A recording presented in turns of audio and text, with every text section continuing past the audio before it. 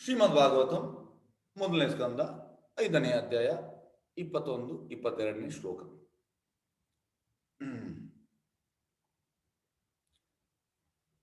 ತ್ವಂ ಆತ್ಮನ ಆತ್ಮನಂ ಅವಹೇಯಿ ಅಮೋಘ ದೃಕ್ ಪರಸ್ಯ ಪುಂಸಾ ಪರಮಾತ್ಮ ಪರಮಾತ್ಮನ ಕಲಾಂ ಅಜಂ ಪ್ರಜಾತಂ ಜಗತ ಶಿವಾಯ ತತ್ ಮಹಾ ಅನುಭಾವ ಅಭ್ಯುದಯ ಅಧಿಗಣ್ಯತಾ. ನೀವು ಪರಿಪೂರ್ಣವಾದ ದರ್ಶನ ಶಕ್ತಿಯುಳ್ಳವರು, ಪರಮಾತ್ಮನ ಸ್ವರೂಪವನ್ನು ನೀವೇ ತಿಳಿಯಬಲ್ಲಿರಿ, ಏಕೆಂದರೆ ನೀವು ಭಗವಂತನ ಶಕ್ತ್ಯಾರೋಪಿತ ಅವತಾರವಾಗಿದ್ದೀರಿ. ನೀವು ಜನ್ಮರಹಿತರು, ಆದರೂ ಎಲ್ಲ ಮಾನವರ ಕಲ್ಯಾಣಕ್ಕಾಗಿ ಈ ಲೋಕದಲ್ಲಿ ಅವತರಿಸಿದ್ದೀರಿ. ಆದ್ದರಿಂದ ಪರಮಪುರುಷನಾದ ಶ್ರೀಕೃಷ್ಣನ ದಿವ್ಯ ಲೀಲೆಯನ್ನು ಹೆಚ್ಚು ಸ್ಪಷ್ಟವಾಗಿ ವರ್ಣಿಸಿ. ಇಲ್ಲಿ ನಾರದ ಮುನಿ ವೇದವ್ಯಾಸರನ್ನು ಗ್ಲೋರಿಫೈ ಮಾಡ್ತಾ ಇದ್ದಾರೆ. ಆಕ್ಚುಲಿ ಗುರು ಶಿಷ್ಯನನ್ನು ಗ್ಲೋರಿಫೈ ಮಾಡೋದಿಲ್ಲ, ಶಿಷ್ಯ ಗುರುವನ್ನು ಗ್ಲೋರಿಫೈ ಮಾಡುವುದು. ಆದರೆ ಇದು ಯಾಕೆ ಮಾಡಿದ್ರು? ಯಾಕೆಂದ್ರೆ ವೇದವ್ಯಾಸ ಮಾಮೂಲಿ ಜನ ಅಲ್ಲ, ಶಕ್ತಾಪೇಕ್ಷಿತ ಅವತಾರ. ಅವರಿಗೆ ಗುರು ಇದು ಅಗತ್ಯವಿಲ್ಲ. ಆದ್ರೂ ಕೂಡ ಎಂತ, ಯಾಕೆಂದ್ರೆ ಅದೊಂದು ಎಕ್ಸಾಂಪಲ್ ಆಗಿರ್ಲಿ ಅಂತ. ಯದ್ಯದ್ ಆಚಾರ್ಯ ಶ್ರೇಷ್ಠ ತತ್ತತ್ ಏವತರೋ ಜನ ಸಯತ್ ಪರಮಾನಂ ಕುರುತೆ ಲೋಕಸ್ತತ್ ಅನುವರ್ತದೆ. ಎಂತಾಗ್ತದೆ ಅಂದ್ರೆ, ಈಗ ಲೀಡರ್, ಈಗ ವೇದವ್ಯಾಸನ ಗುರುವನ್ನು ನಾರದ ಮುನಿಯನ್ನು ಆಕ್ಸೆಪ್ಟ್ ಮಾಡ್ತಿದ್ರು ಅಂತ ಹೇಳ್ತಿದ್ರು. ವೇದವ್ಯಾಸರ ಆಕ್ಸೆಪ್ಟ್ ಮಾಡಲಿ, ನಾನು ಕೂಡ ಆಕ್ಸೆಪ್ಟ್ ಮಾಡೋದಿಲ್ಲ.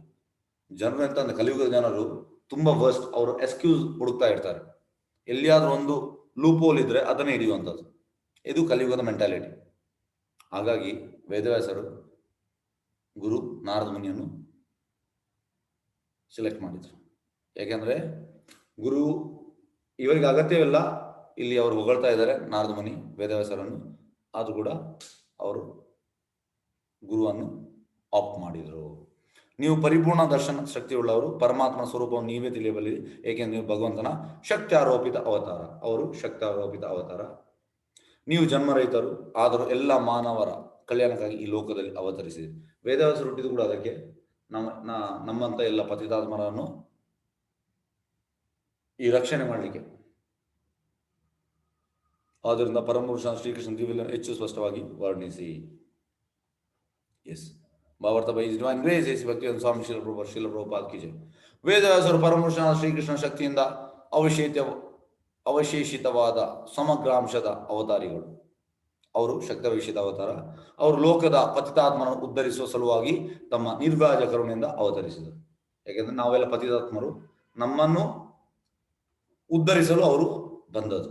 ಪತಿತಾತ್ಮನು ಮತ್ತು ಭಗವಂತನನ್ನು ಮರೆತು ಚೇತನಗಳು ಅವನ ಭಕ್ತಿ ಸೇವೆಯಿಂದ ಬೇರೆ ಆಗಿದ್ದಾರೆ. ಈಗ ನಾವೆಲ್ಲ ಪತಿತಾತ್ಮರು ಯಾಕೆ? ಯಾಕೆಂದ್ರೆ ನಾವು ಭಗವಂತನ ಮರೆತಿದ್ದೇವೆ. ವಾಪಸ್ ಅದನ್ನು ಕರೆಕ್ಟ್ ಮಾಡಬೇಕು. ಎಸ್, ಪತಿತಾತ್ಮನ ಮತ್ತು ಭಗವಂತನ ಮರೆತು ಚೇತನಗಳು ಅವನ ಭಕ್ತಿ ಸೇವೆಯಿಂದ ಬೇರೆ ಆಗಿದ್ದಾರೆ. ಜೀವಿಗಳೆಲ್ಲ ಭಗವಂತನ ವಿಭಿನ್ನಾಂಶಗಳು, ನಾವೆಲ್ಲ ಕೃಷ್ಣನ ವಿಭಿನ್ನಾಂಶ. ಮಮೇವಾಂಶ ಜೀವಲೋಕೆ ಜೀವಭೂತ ಸನಾತನ ಮನಸಷ್ಟಾನಿ ಇಂದ್ರಿಯಾಣಿ ಪ್ರಕೃತಿಷ್ಟಾನಿ ಕರ್ಷತಿ. ಅಂದ್ರೆ ನಾವೆಲ್ಲ ಅಂಶ ಕೃಷ್ಣನ, ಆದ್ರೆ ಕ್ವಾಲಿಟಿಯಲ್ಲಿ ಸೇಮ್, ಕ್ವಾಂಟಿಟಿಯಲ್ಲಿ ನಾವು ಅಣು, ಕೃಷ್ಣ ವಿಭು. ನಾವು ಕೂಡ ಸಚ್ಚಿದಾನಂದ, ನಾವು ಅಂದ್ರೆ ಆತ್ಮ, ಕೃಷ್ಣ ಕೂಡ ಸಚ್ಚಿದಾನಂದ. ಸತ್ ಅಂದ್ರೆ ಇಟರ್ನಲ್, ಚಿತ್ತ ಅಂದ್ರೆ ನಾಲೆಜ್. ಸತ್ ಚಿತ್ ಆನಂದ, ಆನಂದ ಅಂದ್ರೆ ಬ್ಲಿಸ್. ಆಕ್ಚುಲಿ ನಾವು ಕೂಡ ಸಚ್ಚಿದಾನಂದ, ಆದ್ರೆ ನಾವೀಗ ಮರ್ತು ಬಿಟ್ಟಿದ್ದೇವೆ. ನಾವು ಹೇಗಂದ್ರೆ ಹಿಂದೆ ಸುಖದ ಡೀಪ್ ಒಳಗೆ ಹೋಗಿದ್ದೇವೆ. ಹಾಗೆ ನಮ್ಗೆ ಗೊತ್ತಿಲ್ಲ ನಾವೀಗ ಸಚ್ಚಿದಾನಂದ ಅಂತ ಗೊತ್ತಿಲ್ಲ ನಮಗೆ, ನಾವು ಮರ್ತು ಬಿಟ್ಟಿದ್ದೇವೆ. ಎಸ್, ಶಾಶ್ವತವಾಗಿ ಭಗವಂತನ ದಾಸರು. ನೋಡಿ, ಜೀವೇರ ಸ್ವರೂಪವಾಗಿ ನಿತ್ಯ ಕೃಷ್ಣ ದಾಸ. ನಾವೆಲ್ಲರೂ ದಾಸರು, ನಾವು ಯಜಮಾನರಲ್ಲ. ಆದ್ರೆ ಈಗ ನಾವು ಈ ಭೌತಿಕ ಲೋಕದಲ್ಲಿ ನಾವು ಯಜಮಾನರಂತ ಅಂದುಕೊಂಡಿದ್ದೇವೆ. ಇದು ನಮ್ಮ ತಪ್ಪು ಗ್ರಹಿಕೆ. ಯಾವಾಗ ನಾವು ದಾಸರಂತ, ಕೃಷ್ಣ ದಾಸರಂತ ಅಂದುಕೊಳ್ತೇವೆ, ಅಲ್ಲಿಂದ ನಮ್ಮ ಎಲ್ಲ ಸಮಸ್ಯೆ ಸಾಲ್ವ್. ಮತ್ತೆ ಸಮಸ್ಯೆವೇ ಇಲ್ಲ. No problems at all. Prabhupada ಹೇಳುವಂಥದ್ದು ನೋ ಪ್ರಾಬ್ಲಮ್ಸ್ ಅಟ್ ಆಲ್. ಯಾವಾಗ ನಾವು ಯಾವಾಗ ದಾಸರಂತ ತಿಳಿತೇವೆ, ಖಾಲಿ ಇದು ಥಿಯರಿ ಅಲ್ಲ, ಪ್ರಾಕ್ಟಿಕಲ್ ಅಪ್ಲೈ ಮಾಡಬೇಕು. ಒಂದು ಥಿಯರಿ ಮತ್ತೊಂದು ಪ್ರಾಕ್ಟಿಕಲ್. ಥಿಯರಿ ಅಂದ್ರೆ ನಮಗೆ ಗೊತ್ತುಂಟು ಎಲ್ಲ, ಹೇಗಂದ್ರೆ ಈ ಈ business BBM, bachelor of business management, ಅದರಲ್ಲಿ ಈ ಮಾರ್ಕೆಟಿಂಗ್, ಫೈನಾನ್ಸ್ ಮತ್ತು HR ಎಲ್ಲ ಉಂಟು. ಮಾರ್ಕೆಟಿಂಗ್ ಅಂದರೆ ನಿಮಗೆ ಮಾರ್ಕೆಟಿಂಗ್ ಬಗ್ಗೆ ತುಂಬ ಸಬ್ಜೆಕ್ಟ್ಸ್ ಉಂಟು. ಅದು ಮಾರ್ಕೆಟಿಂಗಲ್ಲಿ 3rd ಸೆಮಿಸ್ಟರಲ್ಲಿ ಉಂಟು, ಮತ್ತು 4th ಸೆಮಿಸ್ಟರಲ್ಲಿ ಉಂಟು, 5th ಸೆಮಿಸ್ಟರಲ್ಲಿ ಉಂಟು, 6th ಸೆಮಿಸ್ಟರಲ್ಲಿ ಉಂಟು ಮಾರ್ಕೆಟಿಂಗ್ ಸಬ್ಜೆಕ್ಟ್ಸ್. ಯಾಕೆ ನಾನು ಅದನ್ನೇ ಮಾಡಿದ್ದು, ಹಾಗಾಗಿ ಅಲ್ಲಿ ಆ ಸೆಮಿಸ್ಟರಲ್ಲಿ ಮಾರ್ಕೆಟಿಂಗ್ ಸಬ್ಜೆಕ್ಟ್ಸ್ ಉಂಟು. ಮತ್ತೆ ನಾವು ಕಲಿತಾದ ಮೇಲೆ MBAದಲ್ಲಿ ಕೂಡ ಆ ಮಾರ್ಕೆಟಿಂಗ್ ಹೇಗಂದ್ರೆ, ಈಗ ಒಂದು ಚಾಪ್ಟರ್, ಒಂದು ಕಾನ್ಫ್ಲಿಕ್ಟ್ ಅನ್ನೋದು ಒಂದು ಚಾಪ್ಟರ್ ಇರ್ತದೆ. ಆದ್ರೆ ಅದುವೇ ಎಂತ ಹೇಳುವಂಥದ್ದು, ಇದು MBA ಮಾಡುವಾಗ ಅದು ಒಂದು ಸಬ್ಜೆಕ್ಟ್ ಆಗ್ತದೆ. ಈಗ ಯಾವುದಾದ್ರು ಮಾರ್ಕೆಟಿಂಗ್ ಅಲ್ಲಿ ಒಂದು ಪ್ಲಾನಿಂಗ್, ಡಿಸಿಷನ್ ಮೇಕಿಂಗ್ ಮತ್ತೆ ಸ್ಟ್ರಾಟಜಿ ಇದೆಲ್ಲ ಇರ್ತದೆ. ಅಲ್ಲಿ ಅದೊಂದು ಸಬ್ಜೆಕ್ಟ್ ಆಗ್ತದೆ ಅಡ್ವಾನ್ಸ್. ಹಾಗಾಗಿ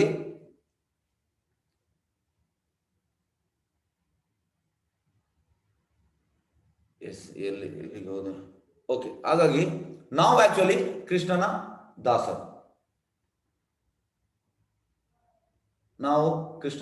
ಆದರೆ ನಾವು ಈಗ ಮರ್ತು ಬಿಟ್ಟಿದ್ದೇವೆ ಅದನ್ನು. ನಾವು ದಾಸರು ಅನ್ನೋದು ನಾವು ಟೋಟಲಿ ಮರ್ತು ಬಿಟ್ಟಿದ್ದೇವೆ. ಪ್ರಾಕ್ಟಿಕಲ್ ಮತ್ತೆ ಥಿಯರಿ, ಸಾರಿ. ಹಾಗಾಗಿ ಅಲ್ಲಿ ಕಾಲೇಜಲ್ಲಿ ಕಲಿಯುವಾಗ ಎಂತಾಗ್ತದೆ, ಈ ಸಬ್ಜೆಕ್ಟ್ಸ್ ಇರ್ತದೆ, ಅದು ಥಿಯರಿ. ಯಾಕಂದ್ರೆ ನಾವು ಅದನ್ನು ನೋಡಿ ಬಾಯಾಟ್ ಮಾಡಿ ಎಕ್ಸಾಮ್ ಬರೀತೇವೆ, ಒಳ್ಳೆ ಮಾರ್ಕ್ಸ್ ಸಿಗ್ತದೆ. ಮತ್ತೆ ಜಾಬಿಗೆ ಸೇರುವಾಗ ಎಂತಾಗ್ತದೆ, ನಾವು ಅಲ್ಲಿ ಪ್ರಾಕ್ಟಿಕಲ್ ಆಗಿ ಮಾಡಬೇಕು. ಥಿಯರಿ ನಾವು ಕಲ್ತಿದ್ದೇವೆ, ಒಳ್ಳೆ ಮಾರ್ಕ್ಸ್ ಇದೆ, ಆದ್ರೆ ಪ್ರಾಕ್ಟಿಕಲ್ ಆಗಿ ಮಾರ್ಕೆಟಿಂಗ್ ಮಾಡಬೇಕು. ಆ ಪ್ಲಾನಿಂಗ್ ಹೇಗೆ ಯೂಸ್ ಮಾಡುವಂಥದ್ದು, ಡಿಸಿಷನ್ ಮೇಕಿಂಗ್, ಸ್ಟ್ರಾಟಜಿ, ಇದೆಲ್ಲ ನಾವು ಪ್ರಾಕ್ಟಿಕಲ್ ಆಗಿ ಯೂಸ್ ಮಾಡಬೇಕು. ಅದಕ್ಕೆ ಒಂದು ಮಾರ್ಕೆಟಿಂಗ್ ಅಂತ, ಮಾರ್ಕೆಟಿಂಗ್ ಸ್ಟ್ರಾಟಜೀಸ್ ಬೇರೆ ಬೇರೆ ಅದರಲ್ಲಿ ಬರ್ತದೆ. ಸ್ಟ್ರಾಟಜಿ, ಡಿಸಿಷನ್ ಮೇಕಿಂಗ್ ಇದೆಲ್ಲ ಬರ್ತದೆ. ಅದೇ ರೀತಿ ಒಂದು ಅರ್ಥ ಮಾಡುವಂಥದ್ದು, ನಾವು ಕೃಷ್ಣನ ದಾಸರು ಅನ್ನೋದು ಅದು ಥಿಯರಿ. ನಾನು ಕೃಷ್ಣನ ಸೇವಕ, ಯಾರಿಗೂ ಹೇಳ್ಬೋದು. ನಾನು ಕೂಡ ಸೇವಕ ಅಂದ್ರೆ ನಾವು ಅದು ಅಪ್ಲೈ ಮಾಡ್ಬೇಕಲ್ಲ ಪ್ರಾಕ್ಟಿಕಲ್ ಆಗಿ. ಥಿಯರಿ ಓಕೆ, ಥಿಯರಿಯಲ್ಲಿ ನಾನು ಕೃಷ್ಣನ ಸೇವಕ, ನಾವು ಅಪ್ಲೈ ಮಾಡ್ಬೇಕು. ಅದಕ್ಕೆ ಹೇಳುವಂಥದ್ದು ಅಭ್ಯುದಯ ಸಂಬಂಧ, ಅಭ್ಯುದಯ ಪ್ರಯೋಜನ. ಅಭ್ಯುದಯ ಅಂದ್ರೆ ನಾವು ಅದನ್ನು ನಮ್ಮ ಜೀವನದಲ್ಲಿ ಅಳವಡಿಸಬೇಕು. ನಾನು ಕೃಷ್ಣನ ದಾಸ ಆಗಿ ಏನ್ ಮಾಡ್ಬೇಕು, ಸೇವಕನಾಗಿ ಕೃಷ್ಣನ ಸೇವೆ ಮಾಡ್ಬೇಕು. ಇದಕ್ಕೆ ಹೇಳುವಂಥದ್ದು ಪ್ರಾಕ್ಟಿಕಲ್. ಹಾಗಾಗಿ ಪ್ರಾಕ್ಟಿಕಾಲಿಟಿ ಆಗಬೇಕು. ಖಾಲಿ ಥಿಯರಿ ಇದ್ರೆ ಸಾಕಾಗುದಿಲ್ಲ, ಪ್ರಾಕ್ಟಿಕಲ್ ಕೂಡ ಆಗಬೇಕು. ಆದ್ದರಿಂದಲೇ ವೇದ ಸಾಹಿತ್ಯವೆಲ್ಲ ಪತಿತಾತ್ಮರ ಕಲ್ಯಾಣಕ್ಕಾಗಿ ವ್ಯವಸ್ಥೆಗೊಂಡಿವೆ. ಕೃಷ್ಣ ವೇದವ್ಯಾಸ ಬರೆದ ಸಾಹಿತ್ಯ ಎಲ್ಲ ನಮ್ಮಂತ ಪತಿತಾತ್ಮರಿಗೆ, ನಮ್ಮ ಕಲ್ಯಾಣಕ್ಕಾಗಿ. ಅಂತ ಸಾಹಿತ್ಯದ ಉಪಯೋಗ ಪಡೆದು ಲೋಕ ಜೀವನದ ಬಂಧನದಿಂದ ಪಾರಾಗುವುದು ಪತಿತಾತ್ಮರ ಕರ್ತವ್ಯ. ಅಂತ ಸಾಹಿತ್ಯದ ಉಪಯೋಗ ಪಡೆದು ಲೋಕ ಜೀವನದ ಬಂಧನದಿಂದ ಪಾರಾಗುವುದು. ನಾವೀಗ ಲೋಕ ಜೀವನದ ಒಳಗೆ ಹೋಗಿದ್ದೇವೆ, ಡೀಪ್ ಹೋಗಿದ್ದೇವೆ. ಡೀಪ್ ಅಂದ್ರೆ ನೋಡಿ, ಈ ಸ್ವಿಮ್ಮಿಂಗ್ ಅಲ್ಲಿ ಹೇಗಂದ್ರೆ ನಾವೀಗ ತುಂಬಾ ಹೈಟ್ ಇಂದ ಕೆಳಗಿಳಿದಾಗ ತುಂಬಾ ಡೀಪ್ ಇರ್ತದೆ. ಆಗ ನಾವು ಡೀಪ್ ಎಂಡ್ ತನಕ ಹೋಗ್ತೇವೆ. ಹೇಗಂದ್ರೆ ಈಗ ನಾವು ಜಂಪ್ ಮಾಡುವಾಗ, ಮೇಲಿಂದ ಜಂಪ್ ಮಾಡುವಾಗ 14 ಫೀಟ್, ಒಂದು 7 ಫೀಟ್, ಮತ್ತೆ 14 ಫೀಟ್, ಮತ್ತೆ 21 ಫೀಟ್. ನಾನು ಕಾಲೇಜ್ ಡೇಸ್ ಅಲ್ಲಿ ಜಂಪ್ ಮಾಡ್ತಾ ಇದ್ದೆ. ಹಾಗಾಗಿ 7 ಫೀಟ್, 14 ಫೀಟ್ ಮತ್ತೆ 21 ಫೀಟ್. ನಮ್ಗೆ ಇನಿಷಿಯಲಿ ಅಂತ ಅಂದ್ರೆ 7 ಫೀಟ್ ಅಲ್ಲಿ ಪ್ರಾಕ್ಟೀಸ್ ಇರ್ತದೆ, ಮತ್ತೆ 14 ಮತ್ತೆ 21. ಮತ್ತೆ ಆ ನೀರು ಕೂಡ ಅದು ಆಲ್ಮೋಸ್ಟ್ ಮೋರ್ ದೆನ್ 15 ಫೀಟ್ ಇರ್ತದೆ, ತುಂಬಾ ಡೀಪ್ ಇರ್ತದೆ. ಹಾಗಾಗಿ ಫಸ್ಟ್ ನಮ್ಗೆ ಸ್ಟ್ರೈಟ್ ಜಂಪ್ ಮಾಡ್ಲಿಕ್ಕೆ, ಈಗ ಸ್ಟ್ರೈಟ್. ಮತ್ತೆ ನಮ್ಗೆ ಹೇಗಂದ್ರೆ ಹೀಗೆ ಬಗ್ಗಿ ಈ ರೀತಿ ಜಂಪ್ ಮಾಡ್ಲಿಕ್ಕೆ ಆಗಿರ್ತದೆ. ಹಾಗೆ ನಾವು ಜಂಪ್ ಮಾಡುವಾಗ ಹೇಗಂದ್ರೆ ನಾವು ಫುಲ್ ಹೀಗೆ ಇರ್ತದೆ, ಕೆಳಗೆ ಫುಲ್ ಡೀಪ್ ಹೋಗ್ತೇವೆ, ಕೆಳಗೆ ನೆಲ ಟಚ್ ಮಾಡಿ ಮೇಲೆ ಬರ್ತೇವೆ. ಹಾಗಾಗಿ ಎಂತ ಅಂದ್ರೆ ಸೇಮ್ ಹಾಗೆ ಈಗ ಎಂತಾಗಿದೆ ಅಂದ್ರೆ ಇಂದ್ರಿಯ ಸುಖದ ನಾವು ಡೀಪ್ ಹೋಗಿದ್ದೇವೆ, ನೆಲ ತನಕ ಹೋಗಿದ್ದೇವೆ. ಅಲ್ಲಿಂದ ನಮ್ಗೆ ಹೊರಗೆ ಬರ್ಲಿಕ್ಕೆ ಆಗುದಿಲ್ಲ. ಸ್ವಿಮ್ಮಿಂಗ್ ಗೊತ್ತಿದ್ರೆ, ಯಾಕಂದ್ರೆ ಇದನ್ನು ಹೀಗೆ ಮಾಡಿದ್ರೆ ನಾವು ಮೇಲೆ ಬರ್ಬೋದು. ಅಂದ್ರೆ ಆಕ್ಷನ್, ಕೈಯಲ್ಲಿ 2 ಆಕ್ಷನ್ ಉಂಟು. ಒಂದು ಹೀಗೆ ಮಾಡಿದ್ರೆ ಒಳಗೆ ಹೋಗುವಂಥದ್ದು, ಮತ್ತೆ ಹೀಗೆ ಮಾಡಿದ್ರೆ ಮೇಲೆ ಬರುವಂಥದ್ದು, ಕೆಳಗಿಂದ ಬರ್ಬೋದು ನಮ್ಗೆ ಆರಾಮ್ಸೆ ಸ್ವಿಮ್ಮಿಂಗ್ ಗೊತ್ತಿದ್ರು. ಹಾಗಾಗಿ ಈಗ ಎಂತ ಅಂದ್ರೆ ನಮ್ಗೆ ಹೊರಗೆ ಬರ್ಲಿಕ್ಕೆ ಆಗ್ತಾ ಇಲ್ಲ. ನಾವು ಡೀಪ್ ಹೋಗಿದೆ ಇಂದ್ರಿಯ ಸುಖದಲ್ಲಿ. ಇಂದ್ರಿಯ ಸುಖದಲ್ಲಿ ಡೀಪ್ ಹೋದ ಕಾರಣ ನಮ್ಗೆ ಹೊರಗೆ ಬರಲಿಕ್ಕೆ ಈ ಭಾಗವತಂ ನಮಗೆ ಸಹಾಯ ಮಾಡ್ತದೆ. ಎಂತ ಮಾಡ್ತದೆ? ನಮ್ಮನ್ನು ಅಲ್ಲಿಂದ ಹೊರಗೆ ತರ್ತದೆ. ಎಂತ ಉಂಟು? ಅಂತ ಸಾಹಿತ್ಯ ಉಪಯೋಗ ಪಡೆದು ಲೋಕ ಜೀವನದ ಬಂಧನದಿಂದ ಪಾರಾಗುವುದು ಪತಿತಾತ್ಮರ ಕರ್ತವ್ಯ. ಅಲ್ಲಿ ನಾವು ಈಗ ಹೊರಗೆ ಬರಬೇಕು. ನಾರದರು ವೇದವ್ಯಾಸರ ಗುರುಗಳಾಗಿರುವುದು ಕೇವಲ ಔಪಚಾರಿಕ ಜಸ್ಟ್ ಫಾರ್ ನೇಮ್ ಸೇಕ್.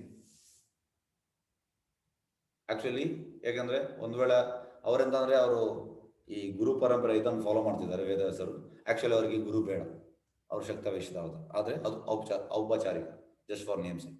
ವೇದವ್ಯಾಸರು ಆಧ್ಯಾತ್ಮ ಗುರು ಒಬ್ಬನ ಅವಲಂಬಿಸಿದವರಲ್ಲ, ಅವರಿಗೆ ಬೇಡ. ವಾಸ್ತವವಾಗಿ ಅವರೇ ಬೇರೆ ಗುರು, ಎಲ್ಲರ ಗುರುಗಳ ಗುರು. ಆದರೆ ಅವರು ಆಚಾರ್ಯರಾಗಿ ಕೆಲಸ ಮಾಡಿದ್ರು. ಆಚಾರ್ಯರಾಗಿ ಕೆಲಸ ಮಾಡುವಾಗ ಗುರು ಬೇಕೇ ಬೇಕು. ವ್ಯಕ್ತಿಯು ಸ್ವಯಂ ಭಗವಂತನೇ ಆದರೂ ಅವನಿಗೆ ಒಬ್ಬ ಗುರು ಇರಬೇಕು ಎನ್ನುವುದು ವಿಷಯವನ್ನು ಅವರು ತಮ್ಮ ವರ್ತನೆಯಿಂದ ಬೋಧಿಸಿದ್ದಾರೆ. ಇದಕ್ಕೆ ಹೇಳುವುದು ಯತ್ ಆಚಾರ್ಯ ಶ್ರೇಷ್ಠ ತತ್ ಏವತರೋ ಜನ ಸಯತ್ ಪರಮಾನಂ ಕುರುತೆ ಲೋಕಸ್ತತ್ ಅನುವರ್ತದೆ. ಲೀಡರ್ ಮಾಡಿದನ್ನು ಮಾಮೂಲಿ ಜನರು ಫಾಲೋ ಮಾಡ್ತಾರೆ. ಹಾಗಾಗಿ ಈಗ ಇವರು ಆಚಾರ್ಯ ಯಾರು? ವೇದವ್ಯಾಸರು. ಹಾಗಾಗಿ ಅವರು ಗುರುವನ್ನು ಆಕ್ಸೆಪ್ಟ್ ಮಾಡಿದ್ದಾರೆ, ನಾವು ಕೂಡ ಆಕ್ಸೆಪ್ಟ್ ಮಾಡ್ಬೇಕು. ಇದರ ಅರ್ಥ ಅಂತಂದ್ರೆ ಅವರೊಂದು ಎಕ್ಸಾಂಪಲ್ ಆಗಿ ತೋರಿಸಿದ, ಅವರಿಗೆ ಬೇಕಂತ ಇರಲಿಲ್ಲ, ವರ್ತನೆಯನ್ನು ಬೋಧಿಸಿದ್ದಾರೆ. ಶ್ರೀಕೃಷ್ಣ, ಶ್ರೀರಾಮ, ಶ್ರೀ ಚೈತನ್ಯ ಮಹಾಪ್ರಭು ಇವರೆಲ್ಲ ಭಗವಂತನ ಅವತಾರಗಳೇ. ಎಲ್ಲರ ಅವತಾರ ತಮ್ಮ ಅಲೌಕಿಕ ಪ್ರಕೃತಿಯಿಂದಾಗಿಯೇ ಅವರು ಎಲ್ಲ ಜ್ಞಾನವನ್ನು ಅರಿತಿದ್ದರು. ಎಲ್ಲವರಿಗೂ ಗೊತ್ತುಂಟು, ಕೃಷ್ಣ ಆಗ್ಲಿ, ರಾಮ ಆಗ್ಲಿ, ಚೈತನ್ಯ ಮಹಾಪ್ರಭು ಆಗ್ಲಿ. ಆದರೂ ಅವರು ಸಾಂಪ್ರದಾಯಿಕವಾಗಿ ಗುರುಗಳನ್ನು ಸ್ವೀಕರಿಸಿದರು. ಆದ್ರೆ ಅವರು ಕೂಡ ಗುರುಗಳನ್ನು ಸ್ವೀಕರಿಸಿದರು. ಸಾಮಾನ್ಯ ಜನರು ದೇವರ ಪಾದ ಪದ್ಮಗಳ ಕಡೆಗೆ ತಿರುಗಿಸುವ ಸ್ವಯಂ ಶ್ರೀಕೃಷ್ಣನ ವೇದವ್ಯಾಸ ರೂಪದಲ್ಲಿ ಭಗವಂತನ ದಿವ್ಯಲೀಲೆಗಳನ್ನು ವರ್ಣಿಸುತ್ತಾರೆ. ನೆಕ್ಸ್ಟ್ ಶ್ಲೋಕಕ್ಕೆ ಹೋಗುವ. ಕೃಷ್ಣ ಚೈತನ್ಯ. ಇದಂ ಹಿ ಪುಂಸಾ ತಪಸಾ ಶ್ರುತಸ್ಯ ವಾ ಸೃಷ್ಟಸ್ಯ ಸುಕ್ತಸ್ಯ ಚ ಬುದ್ಧಿ ದತ್ತಯೋ ಅವಿಶುದ್ಧ್ಯ ಅರ್ಥ ಕವಿಭಿ ನಿರೂಪಿತ ಯತ್ ಉತ್ತಮ ಶ್ಲೋಕ ಗುಣಾನುವರ್ಣನಂ. ಅನುವಾದ: ಜ್ಞಾನ ಸಾಧನೆ ನಿಶ್ಚಿತ ಉದ್ದೇಶಗಳೆಂದರೆ ತಪಸ್ಸು, ವೇದಾಧ್ಯಯನ, ಯಜ್ಞ, ಶ್ರೋತ್ರ ಪಠನ ಮತ್ತು ದಾನ. ಕಡೆಯಲ್ಲಿ ಇವು ಉತ್ತಮ ಕಾವ್ಯಗಳಿಂದ ಪರಿಣಿತವಾದ ಭಗವಂತನ ಅಲೌಕಿಕ ನಿರೂಪಣೆಯಲ್ಲಿ ಕೊನೆಗೊಳ್ಳುತ್ತದೆ. ಇದನ್ನು ವಿದ್ವಾಂಸರು ಖಚಿತವಾಗಿ ತೀರ್ಮಾನಿಸಿದ್ದಾರೆ. ಅಂದ್ರೆ ಎಲ್ಲವನ್ನು ಕೃಷ್ಣನಿಗೆ ಯೂಸ್ ಮಾಡುವಂಥದ್ದು. ಈಗ ನೋಡಿ, ಈ ತುಂಬಾ ಸಂಸ್ಥೆಗಳುಂಟು, ಮಾಯಾವಾದಿ ಸಂಸ್ಥೆಗಳು, ನಿರಾಕಾರವಾದ, ಅವರಲ್ಲಿ ಒಳ್ಳೆ ಜ್ಞಾನ ಉಂಟು, ಒಳ್ಳೆ ತಪಸ್ಸು ಕೂಡ ಉಂಟು. ಆದರೆ ಕೃಷ್ಣ ಇಲ್ಲ, ಹಾಗಾಗಿ ಅದಕ್ಕೆ ವ್ಯಾಲ್ಯೂ ಇಲ್ಲ. ಹೇಗೆಂದ್ರೆ ಈಗ ನಿಮ್ಗೊಂದು ಯಾರಾದ್ರು ಚೆಕ್ ಕೊಡ್ತಾರೆ, ಚೆಕ್ ಕೊಡುವಾಗ ನಿಮ್ಗೆ 8 0 ಹಾಕ್ತಾರೆ. 8 0 ಹಾಕಿದ್ರೆ ಎಷ್ಟಾಯ್ತು? 3, 2, 5 0 1 ಲಕ್ಷ, 6 0 10 ಲಕ್ಷ, 7 1 ಕೋಟಿ, 10 ಕೋಟಿ ಆಯ್ತು. ಆದ್ರೆ ಇದ್ರ 1 ಕೋಟಿ 1 ಹಾಕಿದ್ರೆ ಅಲ್ಲಿ 10 ಕೋಟಿ ಆಯ್ತು. ಹಾಗಾಗಿ ಖಾಲಿ 0ಗೆ ವ್ಯಾಲ್ಯೂ ಇಲ್ಲ, ಅಲ್ಲಿ ಕೃಷ್ಣ ಬಂದ್ರೆ ಮಾತ್ರ ವ್ಯಾಲ್ಯೂ. ಹಾಗೆ ಅದೇ ರೀತಿ ಈ ಜ್ಞಾನ, ತುಂಬಾ ಪಂಡಿತರಿದ್ದಾರೆ, ಸಂಸ್ಕೃತ ಪಂಡಿತರು, ಎಲ್ಲ ಗೊತ್ತುಂಟು ಅವರಿಗೆ, ಆದ್ರೆ ಭಕ್ತಿ ಇಲ್ಲ, ಕೃಷ್ಣನ ಮೇಲೆ ಭಕ್ತಿ ಇಲ್ಲ. ಭಕ್ತಿ ಇಲ್ಲದು ಏನು ಪ್ರಯೋಜನ ಇಲ್ಲ. ಜ್ಞಾನ ನಿಶ್ಚಿತ ಉದ್ದೇಶ ತಪಸ್ಸು, ವೇದ, ಯಜ್ಞ, ಸ್ತೋತ್ರ ಪಠಣ ಮತ್ತು ದಾನ. ಕಡೆಯಲ್ಲಿ ಉತ್ತಮ ಕಾವ್ಯಗಳನ್ನು ವರ್ಣಿತವಾದ ಭಗವಂತನ ಅಲೌಕಿಕ ನಿರೂಪಣೆ ಕೊನೆಗೊಳ್ಳುತ್ತದೆ. ಎಲ್ಲವೂ ಕೃಷ್ಣನಿಗೆ ರಿಲೇಟ್ ಆಗ್ಬೇಕು, ಇಲ್ಲದೂ ಇಲ್ಲ. ಇದನ್ನು ವಿದ್ವಾಂಸರು ಖಚಿತವಾಗಿ ತೀರ್ಮಾನಿಸಿದ್ದಾರೆ. ಭಾವಾರ್ಥ by divine grace AC Bhaktivedanta Swami Srila Prabhupada ಕೀಚೆ. ಮಾನವನ ಬುದ್ಧಿಶಕ್ತಿಯು ಕಲೆ, ವಿಜ್ಞಾನ, ತತ್ವಶಾಸ್ತ್ರ, ಭೌತಶಾಸ್ತ್ರ, ರಸಾಯನಶಾಸ್ತ್ರ, ಮನಃಶಾಸ್ತ್ರ, ಅರ್ಥಶಾಸ್ತ್ರ, ರಾಜ್ಯಶಾಸ್ತ್ರ ಮೊದಲಾದವುಗಳು ಜ್ಞಾನದ ಬೆಳವಣಿಗೆಯಾಗಿ ಇದೆ. ಇದೆಲ್ಲವೂ ನೀವು ಮಾಡಿ, ಯಾವುದೇ ಭೌತಶಾಸ್ತ್ರ ಮಾಡಿ, ರಾಸಾಯನಶಾಸ್ತ್ರ, ಮನಃಶಾಸ್ತ್ರ, ಅರ್ಥ ಯಾವುದೇ ಮಾಡಿ, ಸೈನ್ಸ್. ಅಂತ ಜ್ಞಾನದ ಸಂಸ್ಕಾರದಿಂದ ಮಾನವ ಸಮಾಜವು ಬಾಳಿನ ಪರಿಪೂರ್ಣತೆಯನ್ನು ಸಾಧಿಸಬಹುದು. ಬಾಳಿನ ಈ ಸಂಪೂರ್ಣತೆಯ ಪರಮಚೇತನವಾದ ವಿಷ್ಣುವಿನ ಸಾಕ್ಷಾತ್ಕಾರದಲ್ಲಿ ಕೊನೆ ಮುಟ್ಟುತ್ತದೆ. ಆದ್ರೆ ಫೈನಲ್ ಎಂತ ಅಂದ್ರೆ ಪ್ರಹ್ಲಾದ್ ಮಹಾರಾಜ್ ಹೇಳುವಂಥದ್ದು, ನತೇ ವಿದು ಸ್ವಾರ್ಥ ಗತಿಂ ಹಿ ವಿಷ್ಣು. ಸ್ವಾರ್ಥ ಇರ್ಬೇಕಂತ. ಎಂತ ಸ್ವಾರ್ಥ? ವಿಷ್ಣುವನ್ನು ಪಡೆಯುವುದು ಸ್ವಾರ್ಥ ಇರಬೇಕು. ಹಾಗಾಗಿ ಎಲ್ಲ ಈ ವಿಜ್ಞಾನ ಫೈನಲ್ ಆಗಿ ಅದು ಅಂದ್ರೆ ಕಂಪ್ಲೀಟ್ ಆಗುವುದು ಯಾವಾಗ? ಆ ವಿಷ್ಣುವಿನ ಸಾಕ್ಷಾತ್ಕಾರ ಕೊನೆ ಮುಟ್ಟುತ್ತದೆ. ಇದು ಫೈನಲ್. ಆದ್ದರಿಂದ ಜ್ಞಾನದಲ್ಲಿ ಮುಂದುವರಿದವರು ಭಗವಂತನಾದ ವಿಷ್ಣುವಿನ ಸೇವಿಸಲು ಬಯಸಬೇಕೆಂದು ಶ್ರುತಿ ನಿರ್ದೇಶಿಸುತ್ತದೆ. ಹಾಗಾಗಿ ನಿಜವಾದ ಸ್ವಾರ್ಥ ಅಂತ ನತೆ ವಿದು ಸ್ವಾರ್ಥ ಗತಿ ವಿಷ್ಣುವನ್ನು ಪಡೆಯುವಂಥದ್ದು. ಇದು ನಮ್ಮ ನಿಜವಾದ ಸ್ವಾರ್ಥ ಇರಬೇಕು. ದುರ್ದೈವವೆಂದರೆ ಯಾರು ವಿಷ್ಣು ಮಾಯೆಯ ಬಾಹ್ಯ ಸೌಂದರ್ಯಕ್ಕೆ ಮರುಳಾಗಿದ್ದಾರೋ ಅವರಿಗೆ ಆತ್ಮ ಸಾಕ್ಷಾತ್ ಅಥವಾ ಪರಿಪೂರ್ಣತೆಯ ಕೊನೆ ವಿಷ್ಣುವೇ ಅವಲಂಬಿಸಿದೆ ಎನ್ನುವುದು ತಿಳಿದಿಲ್ಲ. ಅವ್ರಿಗೆ ಗೊತ್ತಿಲ್ಲ. ನತೆ ವಿದು ಸ್ವಾರ್ಥ ಗತಿ ವಿಷ್ಣು, ಅದು ಗೊತ್ತಿಲ್ಲ ಅವ್ರಿಗೆ. ವಿಷ್ಣು ಮಾಯೆ ಎಂದರೆ ಇಂದ್ರಿಯ ಭೋಗವು ತಾತ್ಕಾಲಿಕ ದುಃಖಕರು ಆಗಿದೆ. ವಿಷ್ಣು ಮಾಯೆ ಅಂದ್ರೆ ಇಂದ್ರಿಯ ಭೋಗ, ಅದು ದುಃಖಕರ, ತಾತ್ಕಾಲಿಕ. ವಿಷ್ಣು ಮಾಯೆಯ ಬಲೆಗೆ ಬಿದ್ದವರು ಜ್ಞಾನ ಅಭಿವೃದ್ಧಿಯನ್ನು ಇಂದ್ರಿಯ ಭೋಗಕ್ಕೆ ಬಳಸಿಕೊಳ್ಳುತ್ತಾರೆ. ಜ್ಞಾನವನ್ನು ಇಂದ್ರಿಯ ಭೋಗಕ್ಕೆ ಬಳಸಿಕೊಳ್ಳುತ್ತಾರೆ. ನಾರದ ಮುನಿಗಳು ವಿವರಿಸಿರುವಂತೆ ಈ ಬ್ರಹ್ಮಾಂಡದ ಎಲ್ಲ ಸಾಮಗ್ರಿಗಳು ಭಗವಂತನ ಬೇರೆ ಬೇರೆ ಶಕ್ತಿಗಳ ಹೊರಹೊಮ್ಮುವಿಕೆ ಅಲ್ಲದೆ ಬೇರೆ ಅಲ್ಲ. ಎಲ್ಲ ಭಗವಂತನ ಬೇರೆ ಬೇರೆ ಶಕ್ತಿಯ ಹೊರಹೊಮ್ಮುವಿಕೆ, ಬೇರೆ ಯಾವುದಲ್ಲ. ನಾವು ಊಹಿಸಲು ಆಗದ ಅವರ ಶಕ್ತಿಯಿಂದಾಗಿ ಈ ಜಗತ್ತಿನ ಕ್ರಿಯೆ ಪ್ರತಿಕ್ರಿಯೆಗಳಿಗೆ ಚಲನೆ ಬಂದಿದೆ. Every action is having equal and opposite reaction. ಅಂದ್ರೆ ಇದಕ್ಕೆ ಕ್ರಿಯೆ ಮತ್ತೆ ಪ್ರತಿಕ್ರಿಯೆ, ಇದಕ್ಕೆ ಚಲನೆ ಬರುವುದು ಹೇಗೆ? ಇದಕ್ಕೆ ಚಲನೆ ಬರುವುದು ಕೃಷ್ಣನ ಶಕ್ತಿಯಿಂದಾಗಿ. ಈಗ ನೋಡಿ, ಕಾರಣದ ಕಷಾಯ ವಿಷ್ಣು ಅವ್ರು ಫಸ್ಟ್ ಅಂದ್ರೆ ಈ ಎರಡನೇ ಸಂಕರ್ಷಣದು ಎಕ್ಸ್ಪಾನ್ಷನ್, ಅವರು ಜಸ್ಟ್ ಫಸ್ಟ್ ಎಂತ ಮಾಡ್ತಾರೆ ಅಂದ್ರೆ ಮಹತತ್ವ ಇರ್ತದೆ, ಅಂದ್ರೆ ಟೋಟಲಿ ಡಾರ್ಕ್ನೆಸ್. ಅಲ್ಲಿ ಗ್ಲಾನ್ಸ್ ಮಾಡ್ತಾರೆ. ಅಲ್ಲಿ ಗ್ಲಾನ್ಸ್ ಮಾಡಿದ ಮೇಲೆ ಮತ್ತೆ ಅದಕ್ಕೆ ಕಲೆ ಬರ್ತದೆ, ಚೇತನ ಬರ್ತದೆ. ಅದೇ ರೀತಿ ಈ ಬ್ರಹ್ಮಾಂಡದ ಎಲ್ಲ ಭಗವಂತನ ಬೇರೆ ಬೇರೆ ಶಕ್ತಿಗಳ ಹೊರಹೊಮ್ಮುವಿಕೆ ಅಲ್ಲದೆ ಬೇರೆ ಅಲ್ಲ. ನಾವು ಊಹಿಸಲು ಆಗದ ಅವನ ಶಕ್ತಿಯಿಂದ ಈ ಜಗತ್ತಿನ ಕ್ರಿಯೆ ಪ್ರತಿಕ್ರಿಯೆಗಳಿಗೆ ಚಲನೆ ಬಂದಿವೆ. ಹಾಗಾಗಿ ಚಲನೆ ಬರುವುದು ಹೇಗೆ? ಕೃಷ್ಣನ ಶಕ್ತಿಯಿಂದ. ಅವು ಭಗವಂತನ ಚೈತನ್ಯದಿಂದಾಗಿ ಹೊರಹೊಮ್ಮಿವೆ. ಅವನ ಚೈತನ್ಯವನ್ನೇ ಆಶ್ರಯಿಸಿವೆ. ಪ್ರಳಯದ ಅನಂತರ ಅವನೊಳಗೆ ಸೇರುತ್ತದೆ. ಹೇಗಂದ್ರೆ Brahma is the first living entity. ಗರ್ಭೋದ ಕಷಾಯ ವಿಷ್ಣುವಿಂದ ಹುಟ್ಟುವಂಥದ್ದು. ಬ್ರಹ್ಮನ ಈ ಒಂದು ಕಲ್ಪ ಆಗುವಾಗ ಪ್ರಳಯ ಆಗ್ತದೆ, ಆದ್ರೆ ಅದು ಪಾರ್ಷಿಯಲ್ ಪ್ರಳಯ, ಫುಲ್ ಪ್ರಳಯ ಅಲ್ಲ. ಮತ್ತೆ ರಾತ್ರಿ ಆಗೋ ಬ್ರಹ್ಮ ಮಲಗ್ತಾನೆ, ವಾಪಸ್ ಬೆಳಿಗ್ಗೆ ಹೇಳ್ತಾನೆ, ತಿಲಕ ಆಗ್ತಾನೆ, ಸೃಷ್ಟಿ ಆಗ್ತದೆ. ಅದೇ ರೀತಿ ಹೀಗೆ ಆಗ್ತದೆ. ಬ್ರಹ್ಮನ ದಿನ ಆಗುವಾಗ ಪ್ರಳಯ ಆಗ್ತದೆ, ಈ ರೀತಿ ಆಗ್ತದೆ. ಅದು ಬ್ರಹ್ಮ ಇರ್ತಾನೆ. ಆದ್ರೆ ಅಂತ ಬ್ರಹ್ಮ 100 ವರ್ಷ ಆದ್ಮೇಲೆ ಬ್ರಹ್ಮ ಕೂಡ ಮಹಾವಿಷ್ಣು ಒಳಗೆ ಹೋಗ್ತಾನೆ. ಬ್ರಹ್ಮ ಕೂಡ ಪರ್ಮನೆಂಟ್ ಅಲ್ಲ, ಇದನ್ನು ನಾವು ತಿಳಿಬೇಕು. ಅವನ ಚೈತನ್ಯವನ್ನು ಆಶ್ರಯಿಸಿ ಪ್ರಳಯದ ಅನಂತರ ಅವನೊಳಗೆ ಸೇರುತ್ತವೆ. ಇದನ್ನು ನಾವು ತಿಳಿಬೇಕು. ಎಲ್ಲ ಬ್ರಹ್ಮನಿಂದ ಎಲ್ಲರೂ ಮಹಾವಿಷ್ಣು ಒಳಗೆ ಹೋಗುವಂಥದ್ದು, ಕಾರಣದ ಕಷಾಯ ವಿಷ್ಣು ಒಳಗೆ ಹೋಗುವಂಥದ್ದು. ಹೀಗಿರುತ್ತಾ ಯಾವುದು ಅವನಿಂದ ಭಿನ್ನವಾದುದಲ್ಲ. ಆದರೆ ಭಗವಂತನು ಮಾತ್ರ ಅವುಗಳಿಂದ ಭಿನ್ನನಾಗಿದ್ದಾನೆ. ಯಾವ ವಸ್ತು ಕೂಡ ಭಿನ್ನವಾದಲ್ಲ, ಎಲ್ಲವೂ ಕೃಷ್ಣನ ಮೇಲೆ ಡಿಪೆಂಡ್. ಆದ್ರೆ ಕೃಷ್ಣ ಟೋಟಲಿ ಸ್ವರಾಟ್, ಇಂಡಿಪೆಂಡೆಂಟ್. ಜ್ಞಾನದ ಪ್ರಗತಿಯನ್ನು ಭಗವಂತನ ಸೇವೆಯಲ್ಲಿ ಬಳಸಿದಾಗ ಇಡೀ ಪ್ರಕ್ರಿಯೆ ಪಾರಮಾರ್ಥಿಕವಾಗುತ್ತದೆ. ನೋಡಿ, ಟೋಟಲ್ ನಮ್ಮ ಪ್ರಕ್ರಿಯೆ ಅದು ಪಾರಮಾರ್ಥಿಕ ಯಾವಾಗ ಆಗುವುದು? ನಾವು ಕೃಷ್ಣನ ಸೇವೆಯಲ್ಲಿ ತೊಡಗಿದಾಗ. ಪರಮ ಪುರುಷನಾಗಲಿ, ಅವನ ದಿವ್ಯ ನಾಮವಾಗಲಿ ಅಥವಾ ಅವನ ಕೀರ್ತಿ ವೈಭವವಾಗಲಿ ಪರಸ್ಪರ ಅಭಿನ್ನವಾದವು, ಎಲ್ಲವೂ ಅಭಿನ್ನ. ಅದರಿಂದ ಕಲೆ, ವಿಜ್ಞಾನ, ತತ್ವಜ್ಞಾನ, ಭೌತಶಾಸ್ತ್ರ, ರಸಾಯನಶಾಸ್ತ್ರ, ಮನಃಶಾಸ್ತ್ರ ಮತ್ತು ಬೇರೆ ಎಲ್ಲ ಜ್ಞಾನ ಶಾಖೆಗಳನ್ನು ಸಂಪೂರ್ಣವಾಗಿ ಭಗವತ್ ಸೇವೆಯಲ್ಲಿ ವಿನಿಯೋಗಿಸಬೇಕು ಎಂದು ಎಲ್ಲ ಋಷಿಗಳು ಭಗವದ್ಗೀತೆ ತಿಳಿಸಿದ್ದಾರೆ. ಆಗ ಋಷಿಗಳು ಮತ್ತು ಭಗವದ್ಗೀತೆ ಅಂತ ಹೇಳುವಂಥದ್ದು ಎಲ್ಲವನ್ನು ನಿರ್ಬಂಧೆ ಕೃಷ್ಣ ಸಂಬಂಧ, ಎಲ್ಲವನ್ನು ಕೃಷ್ಣನಿಗೆ ಯೂಸ್ ಮಾಡುವಂಥದ್ದು ಋಷಿಗಳು ಮತ್ತು ಭಗವದ್ಗೀತೆ ತಿಳಿಸಿದ್ದಾರೆ. ಭಗವಂತನ ಮಹಿಮೆಯನ್ನು ಕೀರ್ತಿಸಲು ಕಲೆ, ಸಾಹಿತ್ಯ, ಕಾವ್ಯ, ಚಿತ್ರಗಳನ್ನು ಬಳಸಬಹುದು. ಹೇಗೆ ಅಂದ್ರೆ ಪ್ರಭುಪಾದ್ ನೋಡಿ, ಈ ಸ್ಟಾರ್ಟಿಂಗ್ ಈ ಮೂಮೆಂಟ್ ಸ್ಟಾರ್ಟ್ ಮಾಡುವಾಗ ತುಂಬಾ ಮಂದಿ ಭಕ್ತರು ಅವರಿಗೆ ಸ್ಟಾರ್ಟಿಂಗ್ ಅಂತ ಗೊತ್ತಿರಲಿಲ್ಲ. ಅಂದ್ರೆ ಬೇರೆ ಬೇರೆ ಫೀಲ್ಡ್ ಇಂದ ಬಂದವರು. ಪ್ರಭುಪಾದ್ ಹೇಳಿದ್ರು, ಎಸ್ ನೀನು ಚಿತ್ರ ಮಾಡು, ನೀನು ಪುಸ್ತಕದ್ದು ಈ ಪ್ರಿಂಟಿಂಗ್ ನೋಡು, ನೀನು ಈ ಪುಸ್ತಕ ಅದಕ್ಕೆ ಎಡಿಟಿಂಗ್ ನೋಡು. ಹಾಗಾಗಿ ಎಲ್ಲರಿಗೂ ಒಬ್ಬ ಒಂದೊಂದು, ಅಂದ್ರೆ ಪ್ರಭುಪಾದ್ ಹೇಳುವಂಥದ್ದು, ಒಂದಲ್ಲ ಒಂದು ನಮ್ಮ ಹತ್ರ ಒಳ್ಳೆ ಗುಣ ಇರ್ತದೆ ಉಳಿದವನಿಗಿಂತ, ಅದನ್ನು ನಾವು ಕೃಷ್ಣನಿಗೆ ಯೂಸ್ ಮಾಡ್ಬೇಕು. ಹಾಗಾಗಿ ಎಂತ ಆಯ್ತಂದ್ರೆ ಎಲ್ಲ ಪ್ರಭುಪಾದ ಶಿಷ್ಯರು ಕೃಷ್ಣನಿಗೋಸ್ಕರ ಎಲ್ಲವರ ಯೂಸ್ ಮಾಡಿದ್ರು.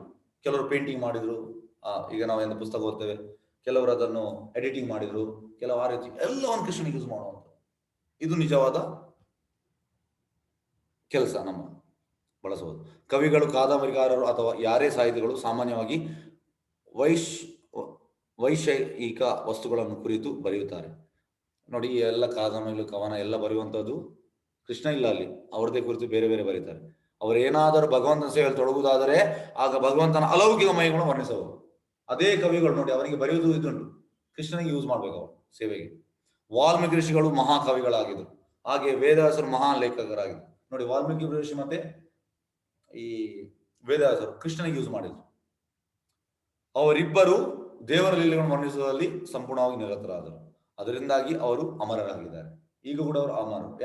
ಯಾಕೆಂದ್ರೆ ಕೃಷ್ಣನ ಗ್ಲೋರಿಫೈ ಮಾಡಿದ್ದಾರೆ. ಅದೇ ರೀತಿ ವಿಜ್ಞಾನಿ ಮತ್ತು ತತ್ವಶಾಸ್ತ್ರಗಳು ಕೂಡ ಭಗವಂತನ ಸೇವೆಗೆ ಬಳಕೆ ಆಗಬೇಕು. ಅದೇ ರೀತಿ ಪ್ರಭುಪಾದ ಇಚ್ಛೆ. ಯಾಕೆಂದ್ರೆ ಈಗ ಹೋಲ್ ವರ್ಲ್ಡ್, ವಿಶ್ವವೇ ಸೈನ್ಸ್ ಅದರ ಹಿಂದೆ ಇರೋದು.